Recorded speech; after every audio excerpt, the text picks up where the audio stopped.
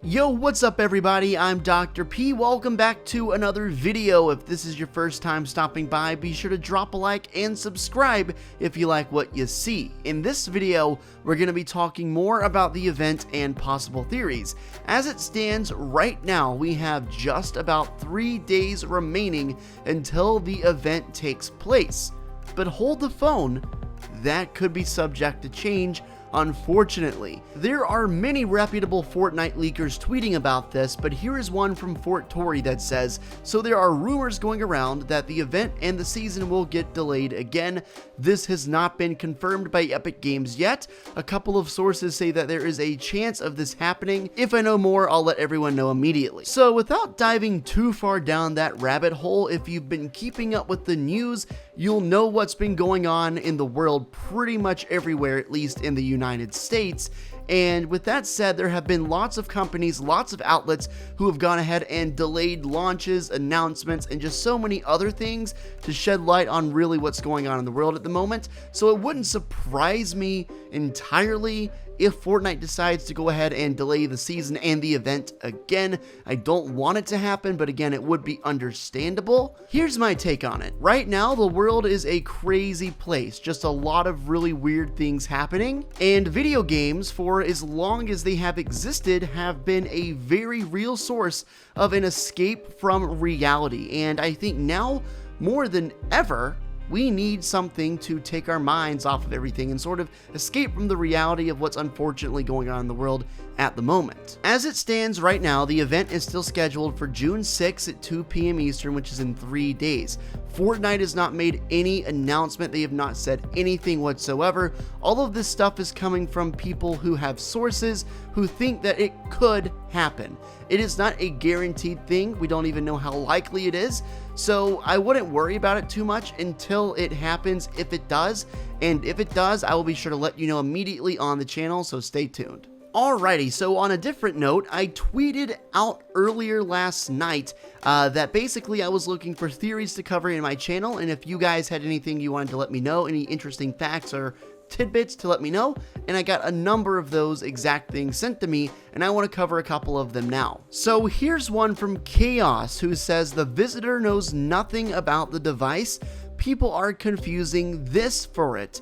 It makes more sense as he had to trigger a rift beacon in the 0 point to stabilize it. Now you might be wondering, Dr. P, why are people talking about the visitor? Like, why does this make any sense whatsoever? Well, you can see in this image a quote from one of the visitor's dialogue tapes from Season X, and it says, "What I didn't factor was that the only way to trigger the device was from within the loop itself." A lot of people have been recently talking about this specific word, the device, in the quote, and relating it to the Doomsday device. Of course, the event LTM is going to be called the device, so a lot of people were wondering whether or not the visitor had something to do with this all along. And as Chaos points out, it's more likely that the visitor is referring to the rift beacon that he had to activate to actually launch the rocket and get the event underway back in Season X, and not the Doomsday device. To build upon this theory, I got another thread of tweets from Jet, who says Midas is actually one of the 7.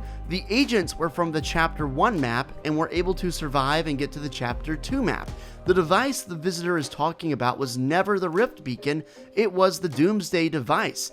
Midas will try to use the device to bring back the 7, but he will fail and the device will start malfunctioning and breaking the storm in different ways until it finally explodes and causes a hurricane over the entire map that floods it, leading to Season 3. What the visitor was trying to do was get within the loop. The devices he talks about were the rift beacon, but then he talks about a singular device. The Chapter 2 map is within the loop, and that is where he needs to activate that device from. I thought specifically the parts about there being multiple mentions of devices to be really cool, and he was right. After going back and reading through the transcript of the visitor's tapes from Season X, there were references to devices, but also one singular device. And again, I don't know how much this actually means, if anything, but it's worth going over, so here we go. The blank theorem was a success. I, us, you arrived outside the loop at the exact moment of expansion. This effectively paused the singularity, giving us time to create the devices needed to synchronize the junction. What I didn't factor was that the only way to trigger the device was from within the loop itself. Thus, this hasty and primitive recording, and why now I find myself looped. So as you can see, there were definitely references to the device in several ways. We don't even really know what device specifically he's talking about, but again, he does say devices, and as we know in Season X, there were many rift beacons everywhere, so maybe he was referring to all of the rift beacons scattered around the map. But then there was a reference to one singular, the device. And coincidentally enough, the event LTM is going to be called and coined exactly that. So is it possible in any way the visitor knew all along what was going to happen even after he accomplished his goal in the end event? Here's another very interesting quote of dialogue from the visitor from his tapes, and I think it may also help to tie things in a little bit more. He says, "When I hear this again, will it help me remember? Or, once looped, will I be just as muted as the others? No matter, it seems the lengthy precautions worked." So the visitor says in his recording that he plans on re-listening to his own tapes in the future to help him remember what happened, as if the whole process was going to wipe his memory and make him forget everything. I'm assuming that this recording isn't just for the visitor to listen to, but also the rest of the 7. He references that the others have been muted. So what if the rest of the 7 have forgotten everything in regards to their relation and involvement in the storyline, and the visitor fears that that exact thing will happen to him when he goes back to listen to this tape? Maybe the power of the 0 point and sending us to this new map was so overwhelming that it has some sort of memory erasing power? I don't know, but it's so interesting to try and link the Chapter 1 story with the Chapter 2 story. And this upcoming event is the first storyline related event that we have had since Chapter 1, so maybe it will help to clarify some of the events that happened then. So here's another tweet I got from Typical Gamer 255, who says the device referenced by the visitor is the beacon that the visitor talked about, and Midas, who is probably one of the 7, will activate it, possibly causing a collision with another universe or existence because the device is synchronizing with the black hole or the loop. This will cause the normal map to get mashed up with other things like Season 6, and one of the things will be this flood. So Typical Gamer is a proponent that the device referenced by the visitor was in fact just the beacons needed to activate the rocket during Season X's event, and to be honest, that's probably the case. But as you guys know, Fortnite is so unpredictable when it comes to the storyline, and they will throw anything at you, and there have been plenty of times where what has been logical has not been the case. I also think it's very interesting that he mentioned that over the course of time, new places from old seasons could get meshed up with our current map.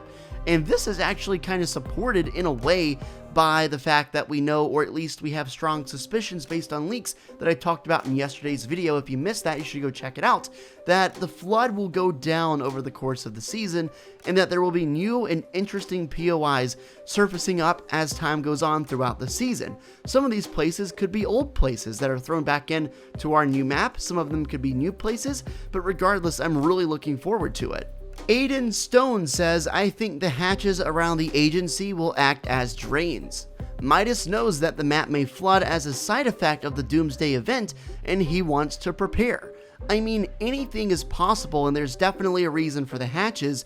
I think it's just as likely that the hatches could be the main contributor, or at least a contributor, to the flood, based on the fact that Midas probably is doing this Doomsday event for his own evil greed, and flooding the island would be kind of just like the icing on the cake, as well as probably the main point of the Doomsday device. I don't think the main point of the Doomsday device is to flood the map. I think it's more so just going to be a side effect, but we will find out shortly.